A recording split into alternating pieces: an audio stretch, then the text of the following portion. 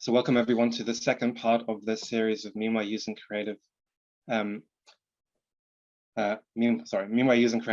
Creativity series that we're running as part of the ABCD Cultural Recovery Program for Brighton and Hove specifically.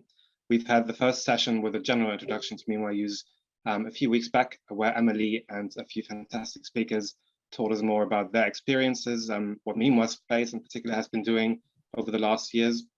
But today we're kind of shifting the focus and want to chat to some industry professionals. So the topic of the second session is Meanwhile Use in the property industry. So we're particularly interested in the benefits of Meanwhile Use for people working in the industry, everyone from landlords to estate agents, developers, but also Brighton and Hove council officers, as wide as the Regeneration team, the asset management team, or the planning team. So what implications might Meanwhile Use have, not only as a benefit to the city, but on particular policies or regulations? We will discuss the particular benefits that Meanwhile Use could have in the cycle of users of particular spaces or developments. What are potential constraints or hurdles for property owners, and how can they be overcome? What changes needed? But what impact can specific developments have?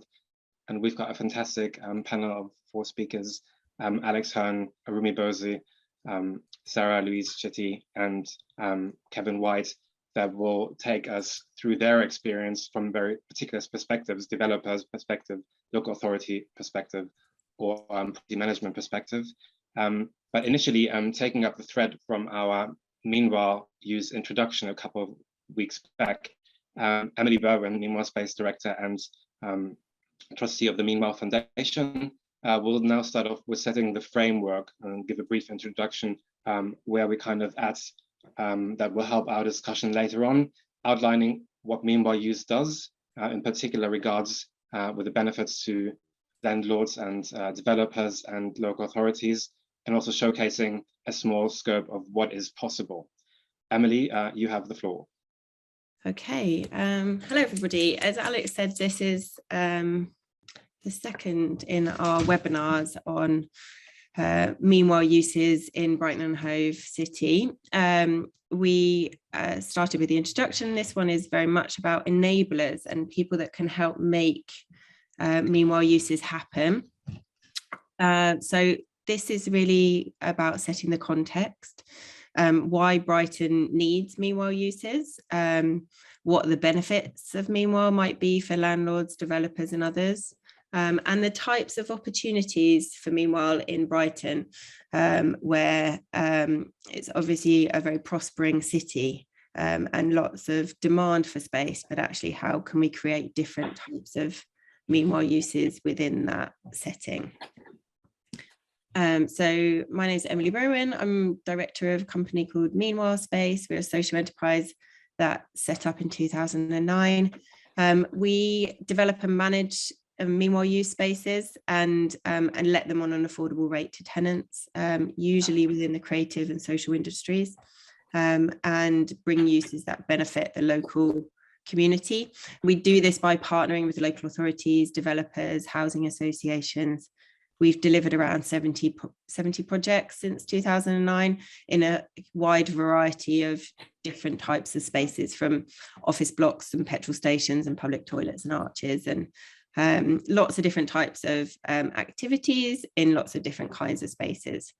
I'm also a trustee of the charity, the Meanwhile Foundation.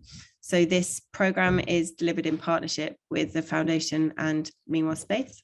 It's a kind of co-delivery. The Meanwhile Foundation supports Meanwhile use for community benefit throughout the country. It delivers training programs such as this for enablers and user groups.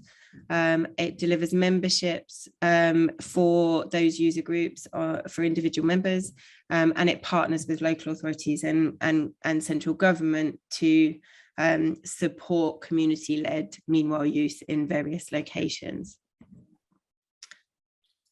A little bit of context about why we're doing this in Brighton and Hove. We think that it's important to raise awareness of the opportunities for Meanwhile use. And particularly it's important here because the reputation of the city is as a creative innovator is part of its identity, it's part of its appeal. And the creative and cultural industries employ a large number of people within the city, but those people have really suffered during COVID lockdowns. They've been hit by cancelled work and closed spaces. But alongside that, there's a really rapidly rising cost of living and working in the city, already on top of quite high costs originally, and it's starting to push out those creative people that form the identity of the city. The commercial vacancy levels are very low and the business rates are very high, which makes it very difficult for people to bring activity to those underused spaces. It poses challenges for landlords and everybody else who cares about the future of the city of how we support activity to come forward. Meanwhile use can be a tool to activate spaces. It's about bringing the unexpected to the urban realm. It's about squeezing underused space for social gain and benefit and enjoyment of those spaces. But how we unlock those spaces for creative uses to continue to flourish and grow is really what we're looking at today and through this series of events. So the benefits for sorry, it doesn't format very well on the screen on Zoom, but hopefully you get the gist. The benefits of Meanwhile use for the different participants are quite varied and have been developed over time. And so for landlords, it's the costs of sitting empty and those costs being covered. But really what it does is that it's an opportunity for increasing the prospects of future commercial use, for testing and building capacity for activities that might go in those spaces, for changing perceptions, for starting to, particularly around developments, early market those locations, to start to create destinations in place. When we talk about landlords, we're also talking about developers and other people that may own assets. You've also got the security of active occupation, so reduced squatting and antisocial behaviour and other types of activities that might cause damage and bring costs. For the public, and again, where we say public, we're talking about the general public, but we're also talking about the public sector who work on behalf of the general public. So the benefits there of preventing blight on a wider scale is about maintaining vibrancy and diversity of space, so not a homogenous offer. Is about enhancing that identity and wider strategy that you might be looking to achieve. Is attracting visitors to areas and places that they might not ordinarily go. And ultimately about attracting future investment as well. Is about providing more accessible services and social value through job creation and other social benefits.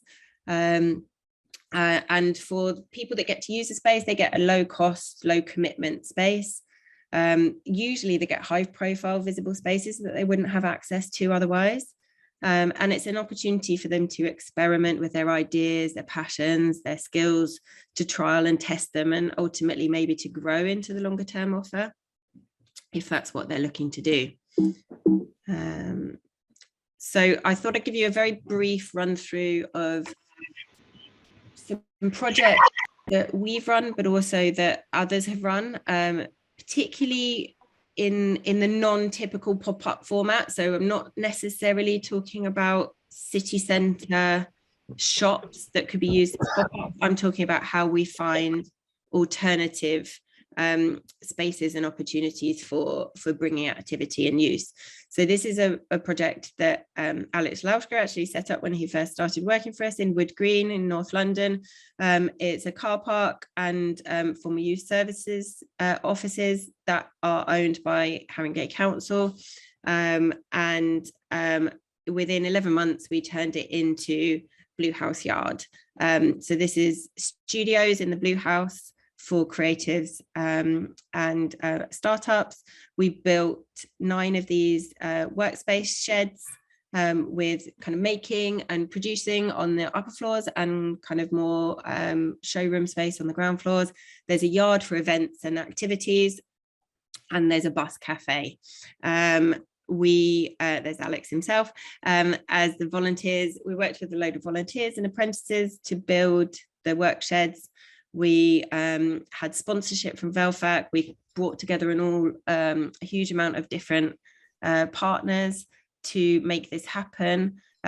We had quite a small capital budget, really, in terms of the scale of what we were achieving.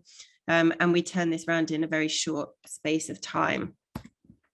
It's still running. It was supposed to be a 4-year project, but it has been extended and has housed a number of different tenants, from the F&B uses in the cafe through to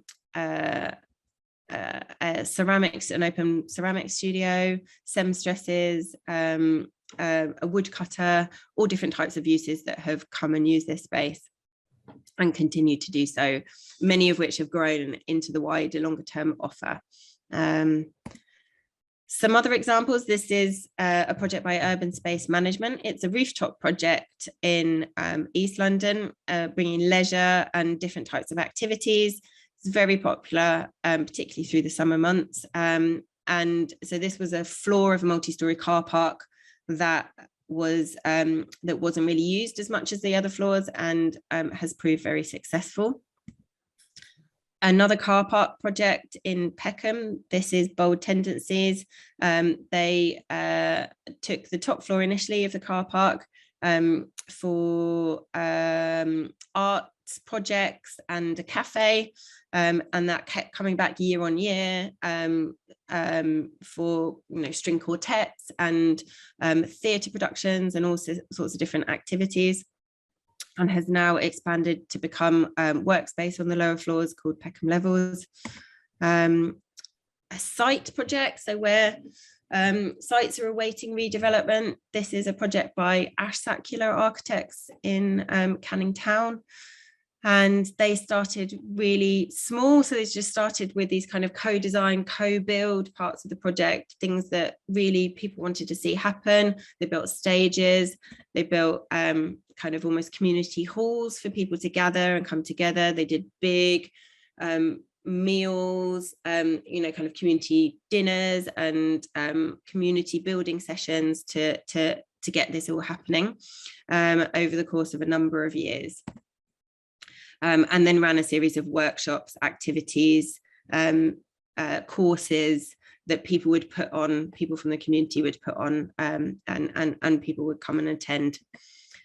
Another site project is on a housing estate in London, near Victoria. This is with Westminster City Council, where this is the last phase of a housing-led renewal project. And brings workspace combined with retail, combined with a community hall, a yard at the back for events, and a community cafe as well. This project is a number of years ago now in Clerkenwell, and was run by Assemble, who I've got another project of theirs as well, but they later went on to win the Turner Prize.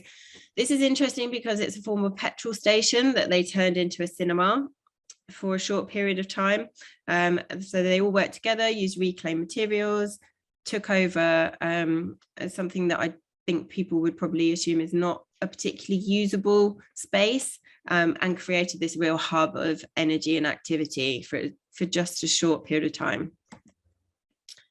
Another project on a site, which we're lucky to have Rumi here from Southwark Council, who was absolutely integral partner in this project. This is the Meanwhile Space project, a very constrained housing site over the Rotherhithe Tunnel. We were looking at what we could do with it for a 10-year period. We worked with IFDU architects to design a demountable structure, which combines workspace with a community garden and a community vitrine for people to come and find out more about what's happening in the neighbourhood. And then this is it now built and on site. So this building is it is completely demountable. It can be taken down and moved somewhere else at the end of the lease. Another example is a project in Aberfeldy Street, and this is taking over the whole street. So this street is due for demolition later this year. Has a lot of antisocial behaviour issues as people have started to move out of the area. We worked with the local community to ask them to bring forward items of fabric which were important to them, and we worked these into the design process to repaint the whole street and start to bring in new occupants alongside the existing occupants. So we've got a radio station and a boxing club and an online barber, kind of bringing different offers and uses and trying to kind of integrate into the existing community with the new community. Where we can't access spaces, it's also possible to do to bring culture and art to the external facades. This was a project that we did many years ago in Sutton, and really did some beautiful facade work on this derelict building, starting to draw attention to other projects that we had in the area and other things that were going on, but also to give a platform to local artists. And in places where it's really, really hard to bring into use because the buildings are so derelict, we've done a lot of work in these particularly problematic buildings. Arches in Loughborough Junction, where we worked with the GLA, the Greater London Authority, to commission an emerging architecture practice called Buenos Prismontes to come up with a solution that would create a kind of dry and insulated unit that could slot into these spaces that were completely unusable because of their condition. So we came up with this kind of almost Meccano solution that can slot in and move around different spaces, and really starts to bring different uses and activities to a street which is predominantly mechanics and other users that are mainly in kind of multiple coats. It can bring some kind of more inside spaces and activities that can make use of that type of space. Again, another example of assembles is under a flyover. So no physical space at all, but using this sort of space under the flyovers of the A12 to bring a folly of different activities, events. There was some food and beverage there, but it was mainly about enlivening through workshops and events and theatre productions and activities. So that's kind of a very quick fly through of what could be done where there aren't really your typical commercial spaces available. Really for today, what we want to think about is how do we increase access to space for the creative industries, and what happens if we don't? Like, what happens to those industries? What would happen to Brighton's character and identity if we weren't able to make space for those industries? How do we use the lag space that's always there? So even though there isn't a glut of commercial space available in Brighton, how do we seek and find those spaces that will always be there as part of the boom times. And Sarah's going to be talking a little bit about what she's done at Preston Barracks as part of the sort of standard development process that they use at UNI, and how can local authorities, developers, business improvement districts, and other enablers all work together. So you'll be hearing from Rumi, you'll be hearing from Alex Hearn, and Kevin White, who have all worked in partnership to help these kind of projects come forward. And how do we make them happen in a way that's as ambitious and impactful as possible, so that it really benefits the city, and supports local people to be able to flourish and grow now, rather than having to move out and move elsewhere. So hopefully that's given you a quick run through of the kind of opportunities and thinking that we have. Thanks, Alex. So our panelists today are really as different and presenting the large scope of projects, of the quick run through of projects that we've just seen, starting with Rumi Bozi, who's worked for Southwark Council in the Regeneration team for many years, and is now at the Greater London Authority in the Northwest team. We partnered with on the Hive project that houses the Meanwhile Space office on the site next to the Royal Ice Tunnel, and has recently, kind of in her last project in her role before she moved to the Greater London Authority, worked with a project in the north of Southwark, Peril Gardens and Studios. Kevin White is a partner at Montague Evans, a property consultancy and management agency, and also chair of the Meanwhile Foundation. The Meanwhile Foundation has, for example, delivered a program called Open Doors, together with the Ministry of Housing. That was a nationwide project in 5 different cities where we kind of pioneered different social users in empty shop units. Alex Hearn is now at Assistant Director in Placemaking and Growth at North Somerset Council, with a particular focus on the regeneration of Weston-super-Mare, has worked in many roles from planning to policy at different London councils, including Newham and Brent.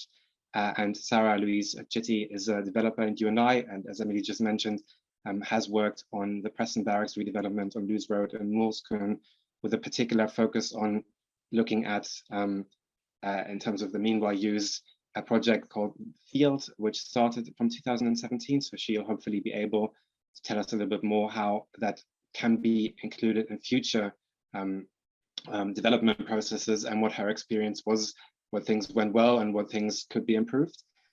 Maybe we start off with Kevin. Maybe you could kind of give us a bit of background of when you worked with landlords or in town centres. What was your experience working with the different stakeholders, and what potential benefits but also difficulties have you seen over the last years? Yeah, hi, thanks Alex, and hello everybody. Yeah, interesting point. I mean, we do, particularly Writing does an awful lot of work with local authorities that have been over the last 5 or 10 years directly intervening in town centres to pick up where developers perhaps can't, because of all the uncertainty that sits around that. What it's meant is that there's a huge amount more social value coming up that agenda chain. So we're seeing councils now really taking a leading role in trying to turn places around and using their property assets to enable that and to do that. So I mean, to sort of not blow too much smoke up Alex's trumpet, as it were, but in Weston-super-Mare we're doing some really wonderful stuff. And I think on the call we've got John Walton, who runs the centre there for us. Really wonderful stuff about really engaging the community. And that was in the Grimsby review this last round. And it's about trying to bring new uses and kind of recognise really how the placemaking aspects can help to really cement the vision for place. And that's useful when councils are trying to get outward investment from developers, be able to sort of use meanwhile uses to start to really establish what the sort of identity is for place, can kind of help to set the vision and illustrate the vision, that in turn makes the private sector a bit more willing to buy into it, a bit more willing to kind of understand what the place is about. So we're on that sort of fairly early stage of the journey at Weston-super-Mare at the moment. But yeah, I mean, that's really what the sort of things that we're seeing at the moment. It's people trying to understand what meanwhile can mean, and how it can be a catalyst for economic development, for outcomes, and really to try on new things that, particularly post-pandemic, can start to settle and create identity for the place. Rumi, maybe you could give us now a bit of a background of the projects and public realm and temporary projects that you've worked on over the last years, kind of following on from Kevin. So what can local authorities do to kind of help create these projects, help enable them, and where do you see this going in the future? I think one of the biggest things that, well, a couple of things that local authorities can do is a partner. So just be a really good partner and help that collaboration that's so essential to making these programs and projects work successfully. And that includes internal partnerships as well. I think many people here will know that councils aren't always good at speaking to each other within departments, and there's an awful lot of skills and expertise and people who kind of hold the reins on whether it's asset management, planning, highways, all the sorts of permissions, the lawyers who write the leases, all of that needs to be joined up, and we all need to be on the same page, kind of pulling in the same direction to be an enabling party. So yeah, certainly there's lots local councils can do internally, but there are also things that local authorities can't do or don't do as well as some of the actors outside of that. So people like Meanwhile Space and the fantastic things that you do, business improvement districts, for example, are great partners that we work with within local authorities. So yeah, I mean, it's really all about collaboration and making sure that there's lots of good energy and collaboration to make these things happen. I'll just very quickly talk about a couple of projects that I've worked on in recent years. One of the more recent being Peril Gardens and artist studios. And this is a really good example of the point that Emily was talking about, is that sometimes there are spaces that are just there, that are not obvious and are not in a town centre. And this was one of them. This is Peril Gardens, which always has been this 1960s modernist building. I don't have any before pictures, but this was always an amenity space for residents. But 5-6 years ago, this was a damp, dark, underused, kind of degraded garden with these dark, damp garages underneath that nobody really used that much, that we used for storage. And we didn't really consider this space as a council, as somewhere that could or should be developed. We were actually looking around the corner on Tower Bridge Road. Just to the right of that tall building is Tower Bridge Road, and that's a high street. And we were looking in the classic kind of place. We were looking at high street and how can we activate it? Are there any vacant shops? Is there a mural that we could kind of commission? But then it was going for a walk with the architects and with artists and with the people that we were collaborating with, that this space kind of came about and questions were asked. And then it was kind of, okay, why not? Let's explore this. And really it's been a transformation and a real collaboration with Gabrielle Curry, who is the artist involved here, Nigel Dunnett, who's a landscape architect, who's worked in the Barbican and in the Olympic Park, a public art commissioner who we had on board, Santos Benton, architects, and a number of people, the kinds of people that I've talked about, building control at the council and planners, and it was a project that kind of won hearts and minds, and we transformed it from an unloved, dark, damp place into this beautiful garden for the residents. And then below, the artist studios below, there's 12 artist studios. They're now run by former who are a contemporary arts organisation. And again, we've kind of enabled them in becoming, you know, the best version of what they're a fantastic organisation. They didn't really have an outward facing office. They were based in Hackney. We stole them from Hackney, brought them to Southwark. They've got their own headquarters now, and they're able to do the fantastic work that they do in terms of supporting artists and creating that cultural activity in this pocket that was a bit windswept, actually, round the corner from the high street and a bit forgotten. And really, for us as a council, it was about gifting this place back to the residents, giving them this lush, revived garden, and then injecting that cultural use into the ground floor. Crucially, this is a meanwhile space. The plot was kind of earmarked for development in 10 to 15 years' time. But in the meantime, we all agreed at the council that this could be something really special. And it seems like lots of people agree, because at the end of last year, the project won some incredible awards. The AJ Editor's Choice, the AJ Best Public Realm and Landscape. But yeah, the fact that we can house a small cultural operator here speaks volumes. It's a really nice story there. So if we move on to the next slide. This is the Hive. Emily's talked about this already, so I won't say too much, apart from the fact that this was an incredibly hard project to even get moving. It just because it's so highly constrained. It's a plot, again, that was designated for housing by the council, but a very, very constrained site. You have a railway running to the west, a road tunnel to the north, quite delicate conditions. And TfL have not ownership, but we had to consult TfL to do anything because of the infrastructure there.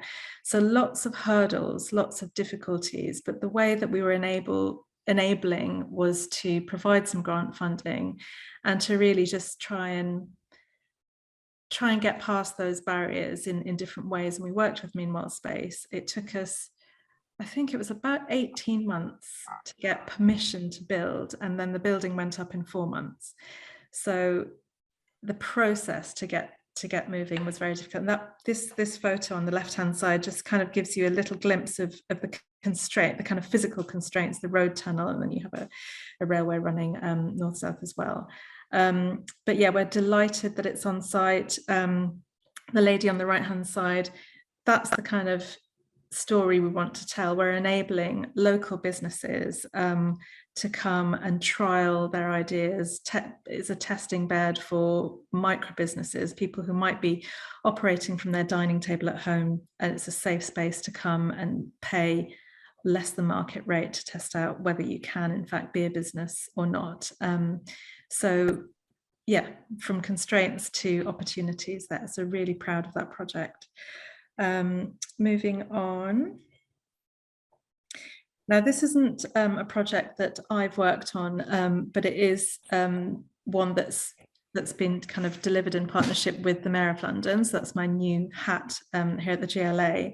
But this again it's a really good example of how Meanwhile can become longer term. So it's not just 2 years, 5 years, even 10 years. Meanwhile can create something really worthwhile for communities, for the property industry, for local authorities. It's a really valuable tool to activate spaces for the longer term.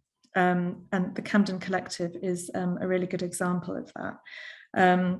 This is funded by the GLA, as I say, over 10 years ago now. So I think it's about 13 years. So again, just illustrating that it's still going, it's still providing the regeneration. So it was the Camden Collective Regeneration Project. It was backed by Camden Council, and it's become a really well-respected, fun provider of free hot desking, co-working space, subsidised offices, new opportunities for young people.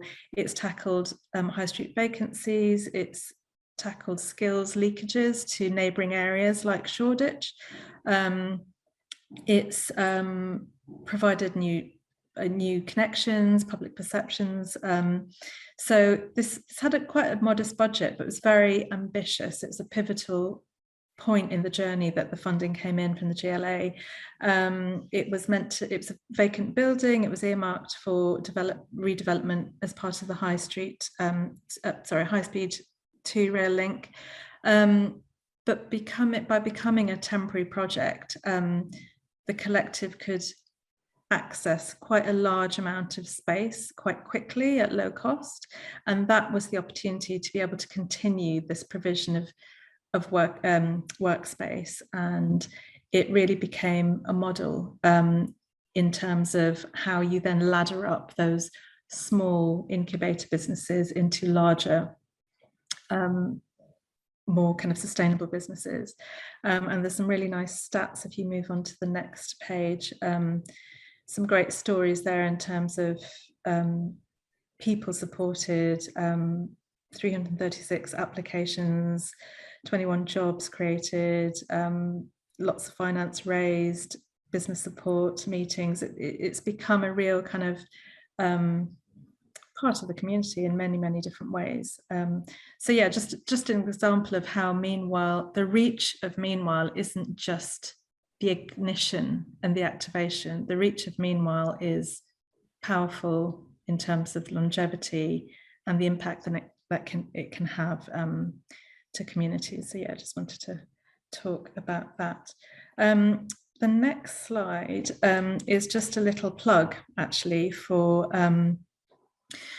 a programme that we're just starting to think about at the GLA, which is called the Property Exchange. And what we're trying to do at the GLA is just not start, because it would be wrong to say that the conversations haven't started, but it's about trying to harness and bring together conversations and partnerships around property generally. So of course that includes Meanwhile, it includes, you know, the broader economic recovery, where it's a digital platform that we're trying to develop with a group of organisations across the sector.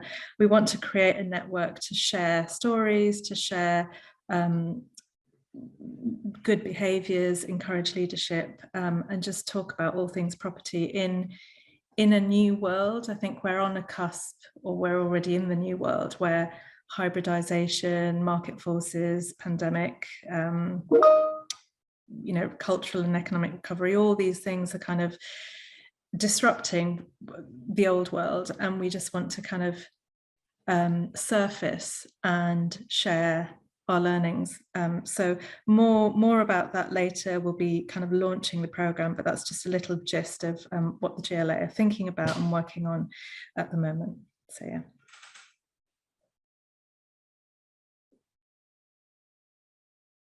Oh, Alex, you're on mute. Thanks, Remy. Some really good examples, and one can really see that it's taken a lot of blood, sweat, and tears to get these projects over the line and to get stakeholders to talk together in the first place. Before we get Sarah to talk about something very Brighton and Hove specific, what she delivered as part of the Preston Barracks Regeneration, maybe Alex from North Somerset Council can tell us a bit more about the reservations that you come across. So when you talk to partners within the council, with architects, with local property owners, with developers, why might people think that Meanwhile use isn't viable? Why would they not consider doing it? Yeah, sure. So when I started becoming interested in this activity many years ago, it was very much from a sort of regeneration perspective and wanting to fund or sponsor or deliver projects like this because it was good for the places. You know, it could deliver jobs, it could deliver training. But I guess as I've sort of gone through my career, and you know, now I'm in a place where you know, I buy land, I develop land commercially, I own, manage and invest in commercial property. I'm the planning authority, and I still have to lead Regeneration. I guess I still absolutely believe in this stuff, but I believe in it probably for more reasons and a more layered approach. So, you know, I own property and people want to borrow or use my property. And that means I have to, myself and my teams have to process those sort of corporate or institutional sort of parameters or reservations.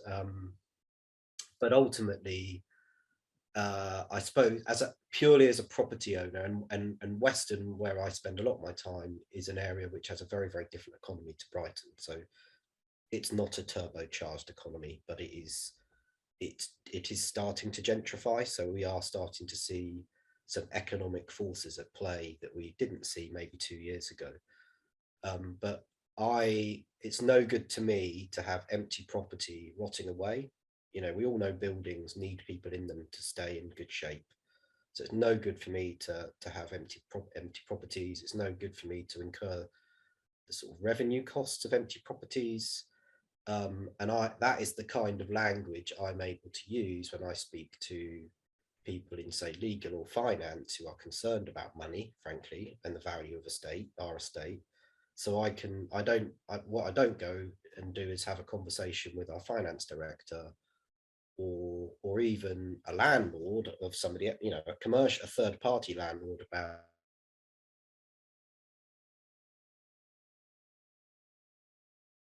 or how good it is to support the health and well-being of a community. Even though that's really, really important, what I can say to them is that we've got all this property, you know, at the moment, nobody really wants to use it commercially. They certainly don't want to pay us a rent. And while they're not in there, it's just burning a hole in our pocket. Here is a low risk, quick response model to putting it back in use, but also it will deliver health and well-being. It will make our property more lettable in the medium, or maybe even the short term, but certainly in the medium term. So it will start driving some value in the way that we used to measure it. So I guess I've had to become a little bit more, I suppose, a little bit more linguistically versatile over time, because I'm now having to represent a greater degree of interests than I used to. I used to do this because I just knew it was the right thing to do, but now I need to convince my organization that it is the right thing to do for that meets the various interests. So it meets legal interest, it meets procurement interest, it meets economic development interest, but critically, I can say that it saves us money. Doesn't always, you know, it comes with upfront investment, and I think that's a really important point to make, is that if you're a property owner, this is a form of investment in your property. You know, whether it's a lick of paint inside, or a new shop front, or even the fact that it will help to grow that sort of accumulation of footfall and activity and change in an area. It is an investment in your real estate. And you know, if you're in a situation where there's the absence of that, then that's a really important opportunity to cling on to. I guess, you know, in somewhere like Brighton, where vacancy rates are significantly lower than somewhere like Weston-super-Mare, you know, perhaps there's different drivers at place. But if there's a property developer, and you know, we still work in a planning environment that encourages mixed-use development, and gone are the days of just assuming there'll be a Tesco's or a Costa on the ground floor. You know, asset management and curation is now a much more important exercise and a much more powerful creator of value. And you know, a scheme close to me in Bristol, you know, the developer there, very commercial developer, for commercial reasons, took a view that it wasn't going to go down that old school route, but it would support cool restaurants, startup breweries, startup bakers, because they knew it would they could have more control over the kind of activity, but they knew they would make their flats more sellable, and they'd probably sell them for 1 or 2% more So there's a real commercial driver to this. So I think it's really important that this isn't just seen as you know, a sort of cultural or creative endeavor. It is, but it actually makes business sense. Thank you. I mean, Sarah can probably just continue from here, because it's, as you said, meanwhile used traditionally considered as occupying vacant space in older buildings, dilapidated buildings, or just purely empty buildings. But what happens when developers consider integrating meanwhile use as part of their process? So taking a completely different perspective. So Sarah, maybe you could tell us a bit more how the field came about.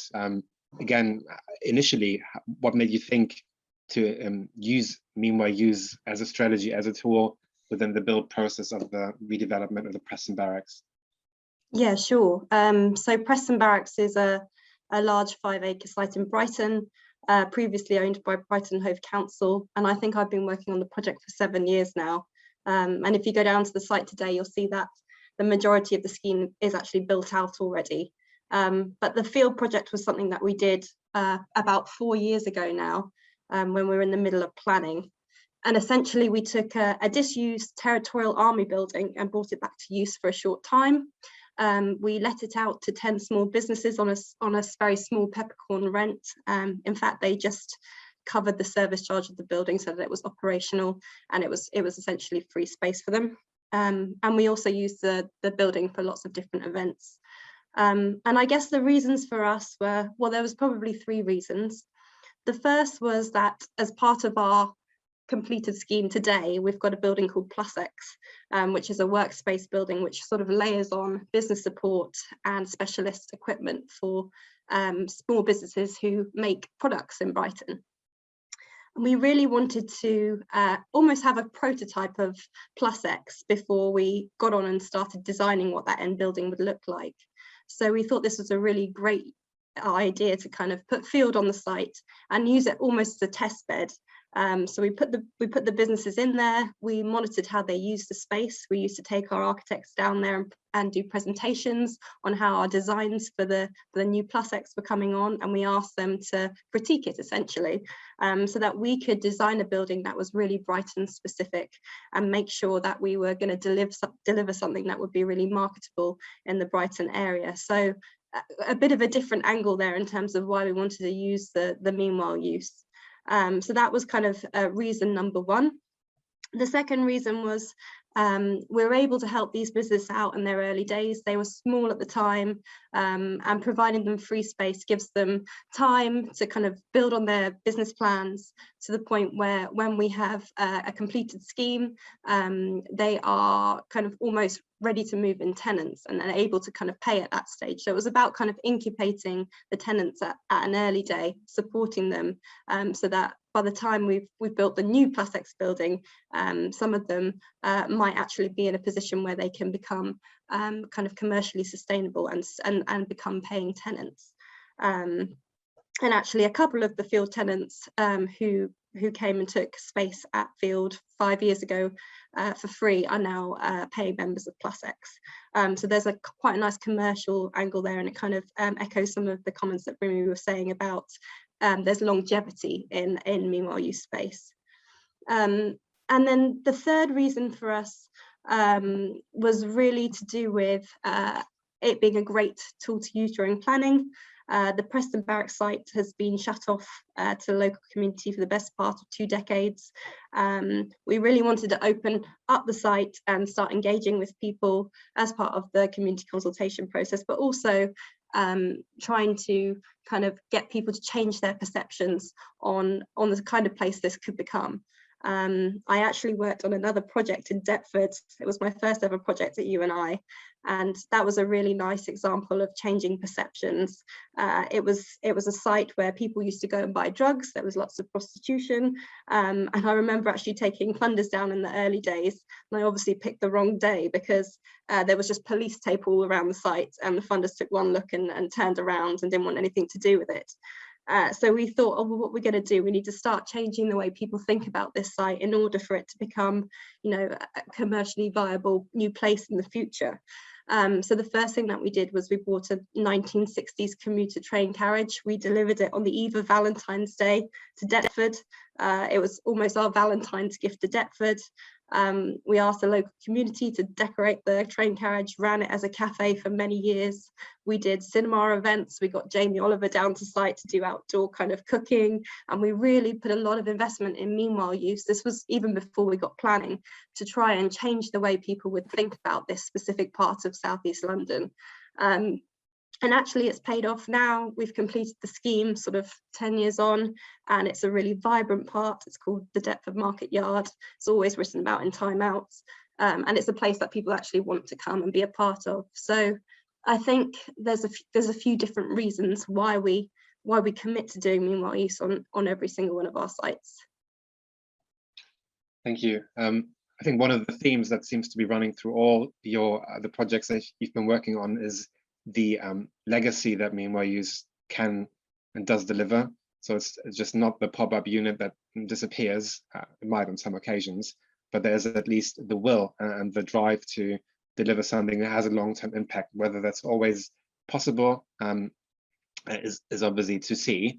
That differs from side to side, but the idea of trying users and for people to then grow into potential tenants of commercial users later on, it's obviously quite interesting. Is there a case for establishing meanwhile use as a strategy or as a tool that's much more embedded within legislation? You mentioned planning, because meanwhile use does deliver a lot of economic and social impacts. Should there be more kind of local authority imposed legislation for developers to integrate meanwhile users in any proposals or redevelopments? Is that something that people think is necessary? So I'm not sure, actually. I mean, when I used to be the regen manager for Wembley, we did put a policy in the area action plan which actively encouraged meanwhile use. But there's, you know, although I've worked in local government a long time and, you know, see the real power of public institutions, I'm also a great believer in market forces and incentives. And I think that, you know, like you and I do, whether it's Brighton or Deptford or elsewhere, they're you know, an enlightened property owner or developer would do this because they're incentivized to do it and make sure it's not, you know, if they are enlightened, they will also be smart enough to know that it shouldn't be too institutionalized, because people can smell that a mile off. It's got to be locally relevant. And I think the moment you make it a requirement, are you taking away the sort of proactive reason why people want to do it? You know, if people are obliged to do it, are they really incentivized to do it? There may be a role for it, but I think you've got to be really careful. I mean, I would say just in Weston, when I rocked up three years ago, we had a master plan, very sort of traditional planning master plan for, you know, developing out sites, and I think it said something about meanwhile use. Those sites still haven't been built out, and now I'm trying to buy them so that we can do something with it. But I ripped up the regen strategy, and our new regen strategy isn't a master plan, it's a micro plan. So it's not really a policy, but it is a strategy, and it is basically it basically says boldly that Weston's prospects probably for the next 10 years will be led by a meanwhile approach to change. And that is happening now, but it's happening, I think, because people know that they've got permission to do it, whether that's really granular or the likes of the Arts Council want to come and do it or sponsor it. So I'm not sure sort of requirement through policy is the right approach, but I'll happily be challenged on that. I think I tend to agree with Alex. I think it has to be a good mix of both. I think that public institutions have to walk the walk, So whether they do that through a meanwhile policy strategy, whether they do that through joined up thinking amongst enlightened officers, they have to be not necessarily leading the charge, maybe in some cases, but they have to be walking the walk. And I think that's kind of my key point about collaboration. I think there are people out there who have better means and better skills and better time to devote to certain things than local authorities. They can't do everything. So I also echo everything you said about the kind of commercial property management side of things. There's an agenda there, and there will be agendas that local authorities have to maintain. But if we kind of come together and pull all our agendas together, kind of inside and outside of the local authority, it's just a stronger strategy going forward. And it's, you know, using meanwhile for activation to revive the economy, to revive our high streets, to support culture and small businesses and all the rest of it. We can do it better. It sounds really cheesy. We could do it better together. So yeah, I mean, I do agree. I think there is some room and some need for local authorities to kind of demonstrate what they're doing, and sometimes that's easier than if there's a line there or a policy there or a rule or a certain lease that's kind of needed or required. It's kind of then a no-brainer in certain aspects. Does that make sense? That makes absolute sense. One example I had in mind was we get approached quite often by people who want to start their own initiatives. So they're looking for space themselves on a much smaller scale. But as Meanwhile Space, we've obviously delivered some pop-up activation units on local high streets. But one of the hardest challenges was to even contact or find any kind of private property owners of, let's say, retail units. So even though the benefits seem quite obvious, what would make them, what give them an incentive to collaborate, to open up their spaces? So that was kind of what I was hinting at. Would more regulations help that, or? I think there's just, I think it's interesting, the idea about whether or not legislation actually helps in this space. I would say that if you're a property owner, the last thing you want is that space to be empty, because you have to pay business rates, you've probably got borrowing costs against it. It suits you much more to have something in there. I think there's something about a network and collaboration that can help that kind of thing. And maybe that the role that the local authorities can play is about facilitation and building that network. Just because no one's really going to support the idea of legislation, I think I'm just going to touch it to sort of play devil's advocate, but if there is something that is a bit more a stick than a carrot, then there is a way to make that constructive. So I think there's going to be increasing legislation around proper sustainability and use of green spaces, where you could use of green technologies. But you could equally do that sort of thing around meanwhile spaces. Maybe it's just something as simple as putting a really clear presumption in favour of planning applications, for example, that have shown a clear narrative and clear attempts to do something positive during that pre-planning process. That would be sort of quite interesting to just see if that were to work meaningfully. Yeah. Can I just jump in, Alex? Because I know that Helen Gregory had her hand up, and she's from the planning team at Brighton and Hove, and I wondered if she had any thoughts on whether that would be something that would work in Brighton. Thank you. Lots to think about, and really interesting ideas. And it's as people say, it's going to be a mixture of all sorts of things. We do have policies encouraging temporary uses, meanwhile uses in our local plan. Certain culture, creative, encouraging maintaining affordable workspace.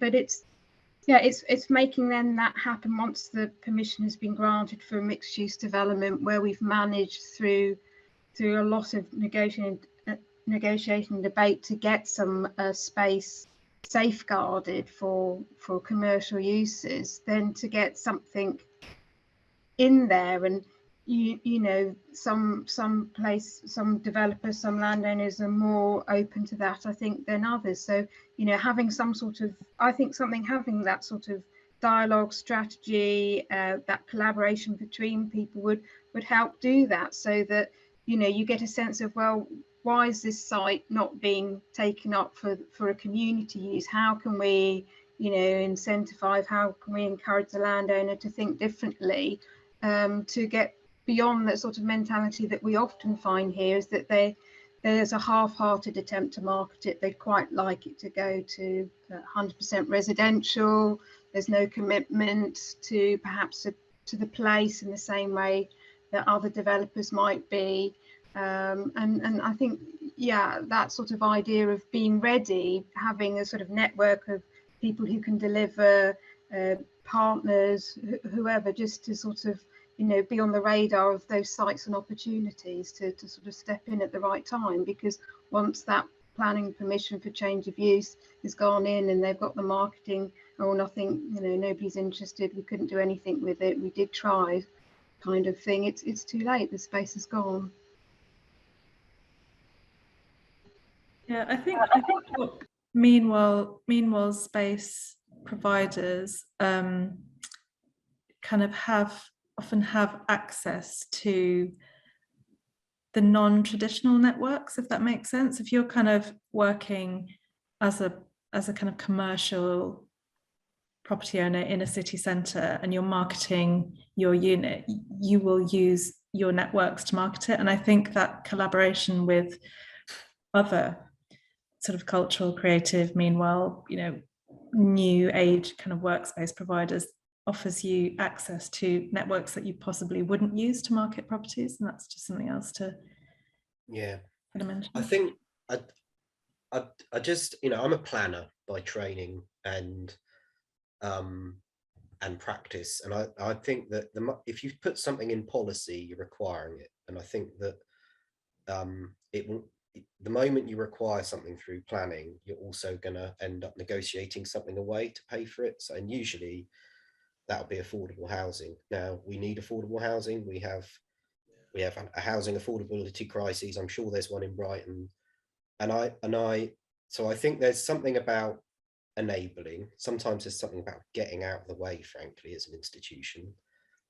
And, you know, taking a back step, don't stick council branding over anything, all that sort of stuff. But ultimately, you know, property ownership is going through a transformation, and those property owners and developers that don't get that will stop owning property in the next sort of 10 years because they'll go out of business. So, you know, people don't need offices anymore, and they don't need to go to town anymore. You've got to persuade them that they want offices and that they want to go to town. And if you own property in those places, or those kinds of properties, if you're not convincing people that they want to go in them, to use them and spend money in them, then you'll cease to exist as a business. So I think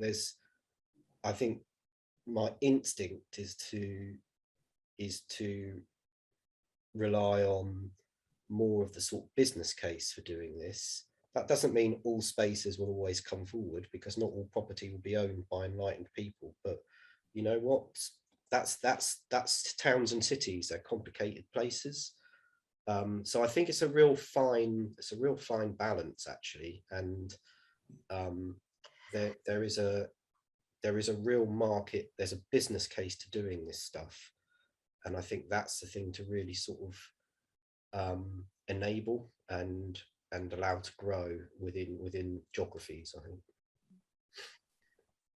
I'm going to be really boring and just agree with what Alex has said and not challenge any of it. But I don't think policy is the way to go. I think it needs to be a natural or obvious choice to put meanwhile uses in.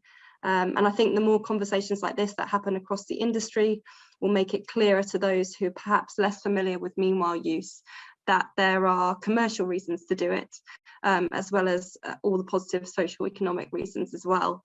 It doesn't send a particularly strong message about the success of a place if you have loads of vacant units, which could helpfully be turned to meanwhile use, and perhaps you'll have the benefit of saving some empty rates at the same time. So there's kind of the commercial side of things too, the marketing benefits of it. And I think it should just be a natural choice for people, but that needs to be made more obvious to more people by having more conversations. Yeah, I think you're absolutely right, and I think that will, as Alex kind of pointed out, that will very quickly come about. I mean, I think very quickly we'll have this natural convergence anyway about the conversation over here about culture and cultural recovery, the conversation over here about economic recovery, small businesses. We had Arts Council yesterday make their announcement about more funding outside of London and levelling up, and people will be offered a choice to relocate their cultural businesses outside of London, or indicate at least whether there's a preference there to move out of London. And that levelling up kind of idea, that applies across towns and cities as well, not just in and out of London.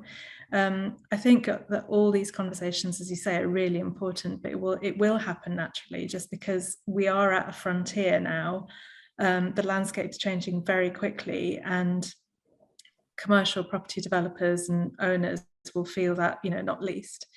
So yeah, I think that's definitely on the cards. Maybe there's some changes that could be made to policies around discretionary rate relief, so it's not just the traditional sports clubs and guides and scout clubs, but actually perhaps there's more that can be developed in that sort of policy, because all local authorities have a policy for discretionary rate relief. Maybe they can enter into partnerships with voluntary sector organisations that are prepared to take that sort of enabling risk on premises. Maybe there's convening they can do, like today in other geographies, where perhaps the sort of the real estate agent landscape may not quite get it and might just see it as a big risk. But it is a really compelling business case, and if you are in the business of making money from property, or at least while you own it, trying to stop losing money, which is often the case that owners are in, then there's a really compelling case there. What I would just quickly, in going back to Western, where I suppose our approach, or the approach I've sort of learned to be slightly different with, and working with people like Arts Council and other partners like the NHS, is that actually if you create the institutions or the networks, or support the creation of institutions and networks, you can take a backward step. So with Arts Council, we created something called Culture Western. That's now starting to become much more equipped to do these things itself, and not just in premises, but in parks and open spaces, in former piers, in quarries, that sort of thing. So, and that then just tells a story about Western being a place where this sort of stuff is allowed to happen and actively encouraged, and it starts appearing in marketing brochures for property developers. So you can just create an overall environment. Hello, Barney speaking. That it is compelling. Hello.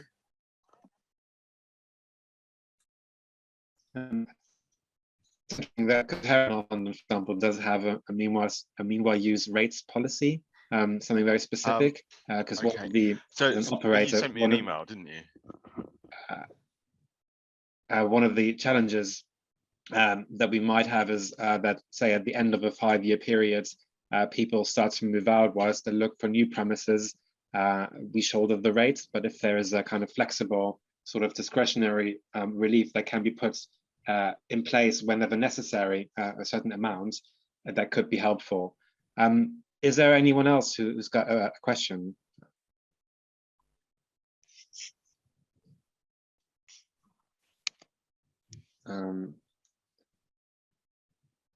Emily, do you have did you have another question maybe? I guess just coming back to the policy and the kind of stick and carrot thing, I would generally agree that it is better to sort of encourage and allow to blossom the sort of activities of other user groups, and be there as the public sector to support and enable and encourage and to get out of the way when that's needed as well. However, one of the places that I have seen it quite successfully happen is in Islington recently. Through their planning policy, they've gone very, very hard ball on negotiating affordable workspace through Section 106, and have a huge amount coming through the pipeline as a result of that. I guess I'm kind of wondering, the flip side of that is it then becomes quite institutional space, and they have to put a huge amount of resource into supporting that to happen, and have recruited a very large team to enable that to happen. I guess I'm kind of wondering from Brighton and Hove colleagues whether that there would be appetite for approaching it in that way, or whether there is more appetite for kind of creating the sort of softer infrastructure for that to happen. Helen, you've got your hand up again. Thank you. Well, I mean, we're aware of those examples of London boroughs which are trying to deliver affordable or maintain affordable workspace, add sort of social value, creative space through that sort of, I think, 10% or whatever over developments of a certain size. But although we are seeing more speculative commercial development coming forward, we're not the same as some of those London boroughs, and 1,000 square meters of commercial floor space.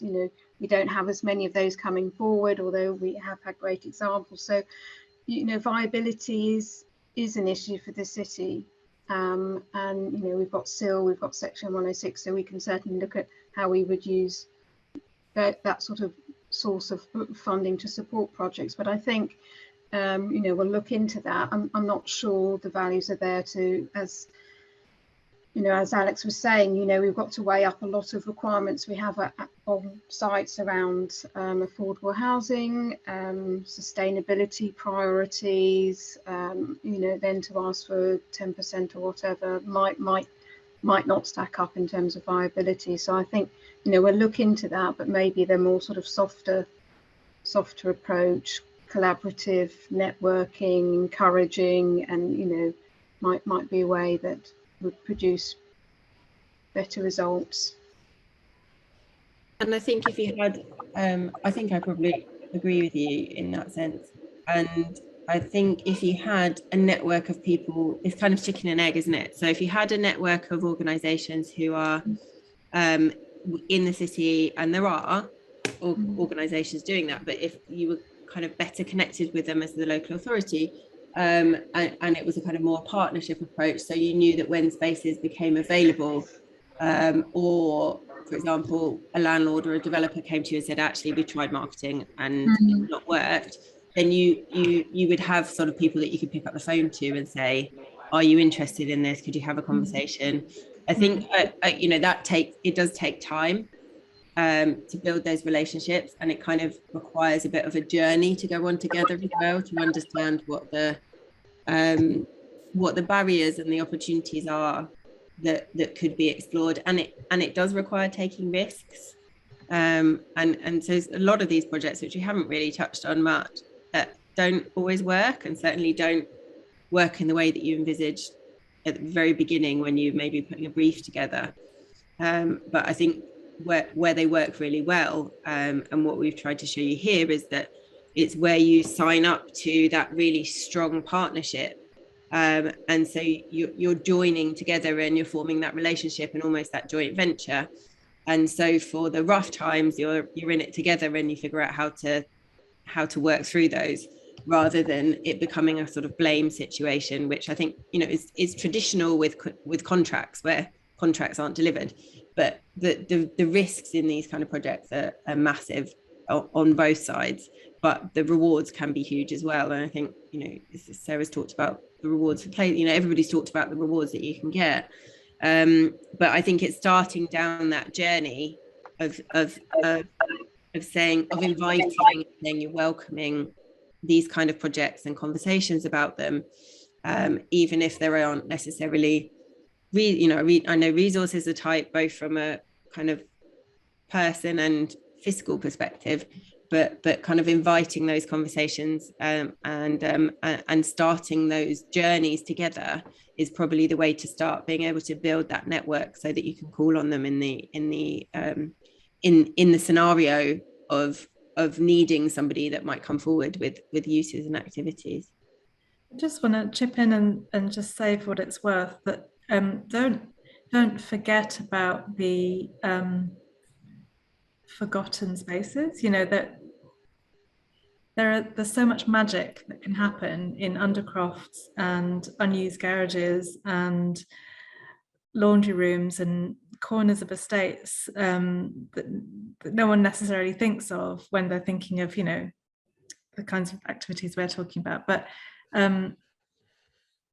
it's always amazing. I'm always amazed when I see what can happen when these smaller spaces, and maybe not necessarily on the radar, can be turned around by activity. So yeah, there's always people looking for space, and there are spaces that are forgotten about. So yeah, don't forget those. I think Emily, the point you made about networks is really important, because, you know, the risks that a property owner might see is that there's, you know, they don't know who individuals might be, or they don't know what they're going to do, or frankly whether they'll leave when their time is up. And having a network that has some level of sort of institutional gravity around it, which means it, you know, it's real. It might even be constituted. It might be a CIC. Can help manage that perception of risk. But also in a place like, okay, going back to Weston, which isn't Brighton, it suits us to have a network like that, because it means we have somebody to go to encourage more people to participate in this stuff, because we want people to participate in this stuff. And that's not something we can just do as a regen team. But what we did do, and what we were able to do, and has been proven to be very good value for money and resource and outputs, is we created a culture company with the Arts Council. I mentioned Culture Weston previously. Now, we weren't the first to do that. We took learning from, I think, Bournemouth or Poole or something. But that's effectively create the machinery that can be trusted by property owners, and trusted by us and funders like the Arts Council to occupy these places and do it well, and do it in a way that delivers really good outcomes. And it just starts to sort of relieve that risk. Now, they're still quite young. They're only a couple of years old and are going on a journey. But that creating that piece of equipment, instead of approaching every meanwhile opportunity as a self-contained project, has been really, really powerful for us. And I know will only get more important and more powerful as the town changes, as the economy grows and becomes more plural, and it gets more confidence in its ability to take on more risk itself. That, I think, is a really interesting way of doing it, instead of funding and delivering a project by the council or something like that. Polly, did you have something you wanted to say?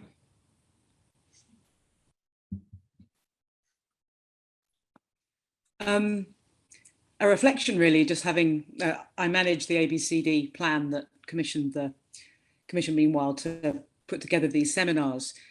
And I think what I felt after the first, this one, was how important it is for the different parties in these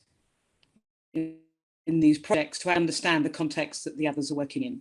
And it's been really interesting listening today, having come more from the cultural side, and initially thinking, oh, it's really important for potential tenants to understand, you know, about contracts and about the risks from their side. But it's really, really interesting to hear about the risks and the perspective from the side of the property owner, developer, planner, etc. And I think that the kind of conversations that I hope the collaboration that's come together through the Cultural Recovery Plan can maybe be the forum for some of these conversations, particularly like was just spoken about. And I think the recording of today will be a really valuable tool alongside the other workshops, just to be able to say, before we embark on these conversations, have a watch of this, have a listen to these people from these different perspectives. So I just wanted to thank you all really for sharing all of that with us today, because I think it's going to be really valuable as we go forward and try and take some of these conversations on.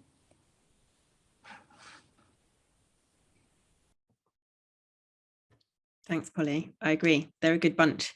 Everyone's been through the run of it and out the other side. And I think that that's really important to share the lessons that have been learned and the reasons for doing it as well, because it's very easy to look at the challenges and the fears and then not do anything, be a bit halted by the fears of all these things. Because I think that certainly when we first started, there was a lot of people wondering why we were even suggesting what we were suggesting, because why would you give space for free? Why would you do things that are not traditional? It's just too much hassle. What if people don't get out? You know, all the things that we've all heard along the way. But actually, there are more and more people proving that it is actually okay and that you can do great things with it. And I think that's really why we wanted to bring together everybody that's been doing these kind of things for quite a long time. Alex, did you have anything else before you wanted to wrap up? I'm very conscious of everyone's time and not wanting to run over, but did you have anything else? Maybe last comment from my side. I mean, a great conversation. And I think the enabling side that local authorities and the stakeholders coming together, discussing it,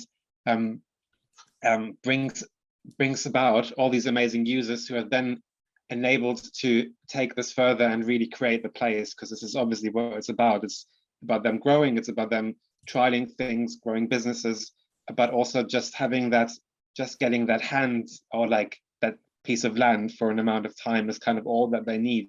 So coming back to the project that Emily mentioned right at the start that I've helped set up, Blue House Yard in Wood Green, there's been people who've made the place much more than just the council giving that piece of land for 5 years, starting art markets, starting food markets, having this double-decker bus and running a pub from there. They are the ones that kind of benefit from it, and the whole area after all. So it's interesting to see there's a lot of discussions initially to make it happen, but all of that is really worth it and kind of little compared to the wider impact these projects can deliver.